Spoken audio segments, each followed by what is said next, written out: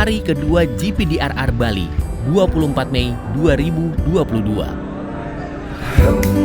Rumah Resiliensi Indonesia tetap menghadirkan talk show, panel interview, World Cafe, dan pameran dari area Bali Collection. Topik tentang kebencanaan memiliki beragam spektrum.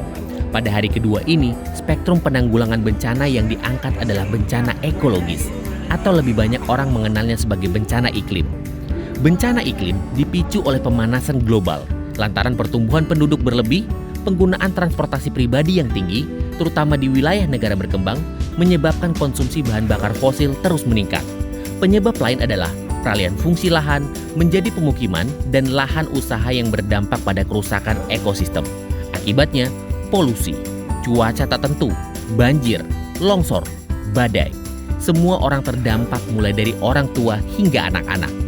Di Indonesia, pesatnya pembangunan pemukiman penduduk meningkatkan bencana banjir karena daerah resapan hijau telah beralih fungsi. Kita tidak cukup bersahabat dengan alam, bahkan cenderung mengeksploitasinya. Dampaknya adalah kenaikan suhu dan keseimbangan alam terganggu. Es di kutub mencair dan matinya satwa. Kita akan kehilangan keanekaragaman hayati. Frekuensi bencana meningkat dan kehidupan manusia terancam. Ada beragam solusi untuk mengurangi resiko bencana iklim.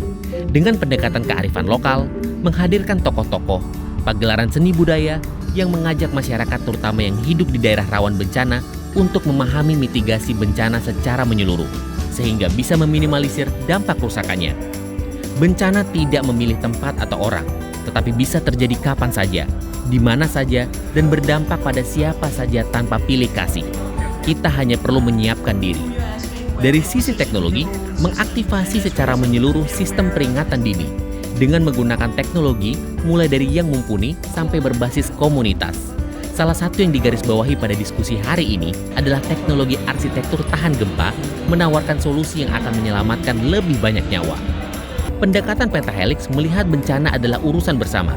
Ada regulasi, ada birokrasi di level pemerintah daerah, ada lembaga swadaya masyarakat, kelompok pemerhati bencana, dan ada dunia usaha sebagai bagian dari supply chain, terutama membantu pemberdayaan ekonomi masyarakat yang terdampak bencana.